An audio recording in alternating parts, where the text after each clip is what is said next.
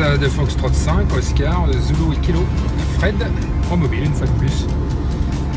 Voilà, nous sommes le jeudi 28 février et ça fait bien longtemps que je n'avais pas fait de chasse, simplement parce que j'ai été pas mal pris pour raison professionnelle et puis les vents d'altitude n'ont pas été très favorables en ce qui nous concerne dans le sud pour nous ramener les Nîmois sur la région.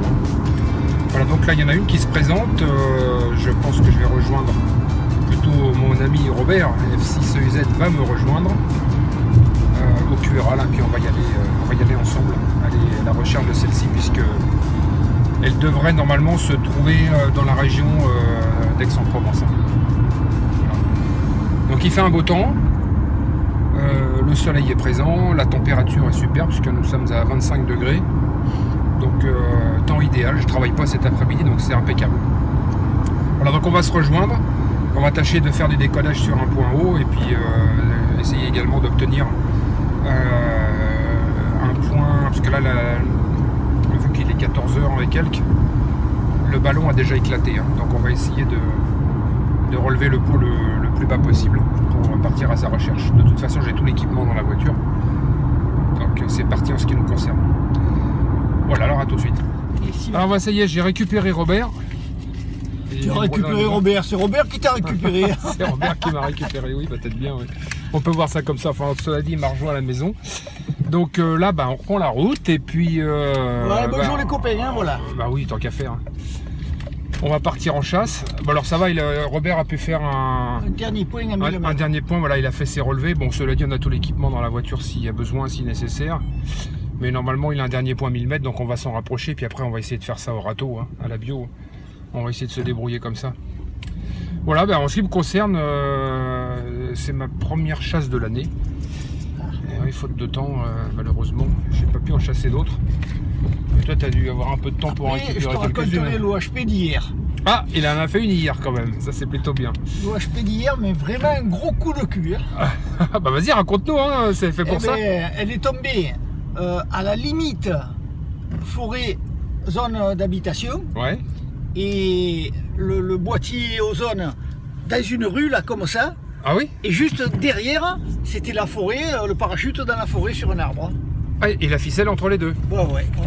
Ah bon, en effet. Mais vraiment personne ne l'a vu parce que j'ai mis plus d'une demi-heure pour faire le tour du bassin de Berre. Ah oui, d'accord. Et il y avait encore l'émission sur la radiosonde ou tu l'as retrouvée avec le moteur? Elle émettait toujours. D'accord. Elle émettait toujours, mais bon, j'étais surpris de voir qu'une demi-heure après, personne ne l'avait vue. Ah bah c'est bien. Elle était en plein au milieu d'une rue. J'ai vu que Guy en plus nous avait mis sur internet la position de l'OHP. Donc effectivement, ça nous il avait à 10 mètres près, il avait aussi. Ah ouais, d'accord. Il avait la même position. Il a un sacré matériel de réception lui. Hein. Ouais. Bravo Guy, bravo hein, pour tes fort. recherches. Il est très fort. Bon, tant mieux. Alors, nous, c'est parti. On va prendre la route et puis on remettra la suite arrivée sur place. Alors, à tout à l'heure. Voilà, pour l'autoroute. Et ici, l'étang de Berre, avec l'aéroport de Marignane, là, juste derrière. Ouais, il y a un petit peu de vent. Enfin, c'est pas vraiment gênant. Mais le temps est superbe. Et ça roule bien. On va passer la colline. Comment il s'appelle ce col là? C'est le col du télégraphe. Ah oui, exact. Le télégraphe Charles. Voilà, d'ailleurs, le télégraphe, on le voit normalement là au centre de l'écran. Ouais. Voilà, sur la pointe là-haut. Voilà, il y a le télégraphe Charles. Voilà, oui, c'est vrai que ça s'appelle comme ça. Bon, on vient de s'arrêter sur le bas-côté, sur un des points estimés. Et en fait, pas de chance, on n'entend rien du tout. La sonne a dû s'arrêter en tombant. Ouais, elle est descendue, tu disais qu'elle était descendue en friche à 8000, le ballon a éclaté, elle est descendue en torche. Elle s'est mise en torche à partir de 8000. Voilà, donc elle a dû descendre assez rapidement et puis à mon avis elle a touché le sol et une pile a dû se déloger. Ouais.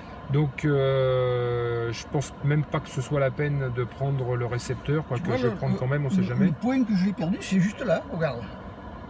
Bah écoute, on va faire une estimation, puis on va faire une recherche visuelle. Voilà, c'est ou bio, visuel, donc on n'a pas trop le choix en même temps. Donc on va essayer de trouver ça. Parce que là j'ai mis le récepteur en route. Comme vous pouvez le constater, on a entendu le souffle. Pas de signal sur le 402, donc elle est éteinte. Et ben, elle doit être perchée dans un arbre quelque part. Bon, non, elle est au sol. Ça t'a arrêté, il faut qu'elle ait tapé. Hein. Ouais, à moins qu'elle ait tapé une branche. Enfin bon, on va bien voir, on va essayer de trouver ça. Allez, c'est parti, on sort et on y va. Alors voilà, on est sur le chemin. Alors maintenant, il y a une petite stratégie pour essayer de comprendre à peu près l'endroit où elle aurait pu atterrir. Sachant que Nîmes, géographiquement, est derrière nous. Le vent vient dans ce sens. Donc la logique veut qu'on va aller dans le sens du vent, il n'y a pas le choix. Hein. Donc on va avancer sur le chemin et on va essayer de voir si on peut trouver quelque chose. Ah ouais, il y a une maison qui est là.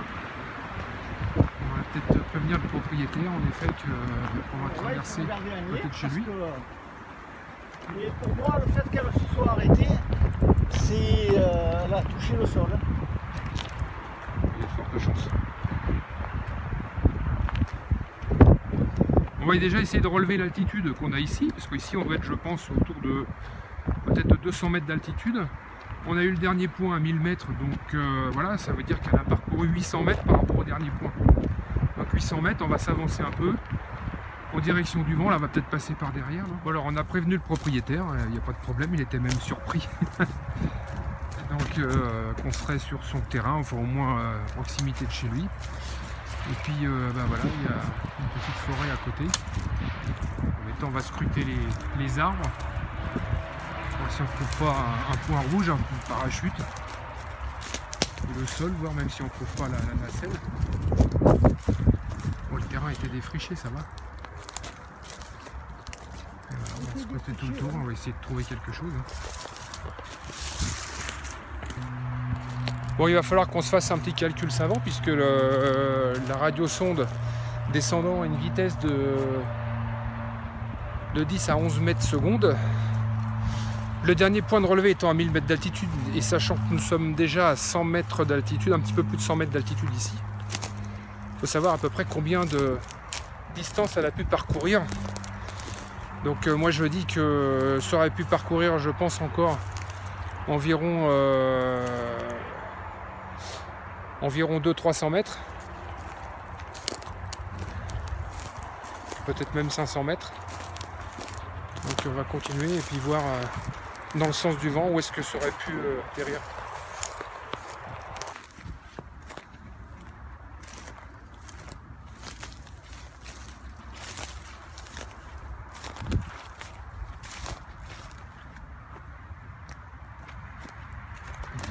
Un petit creux derrière.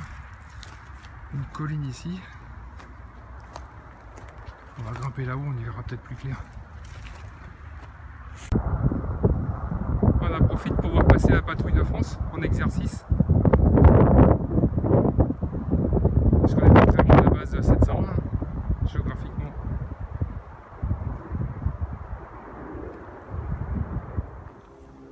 Alors là on est confronté à un dilemme, c'est que la pile a dû se déloger en atterrissant au sol et on a ratissé large avec Robert sur tout le terrain présumé au niveau de l'atterrissage et on n'a rien trouvé. Hein.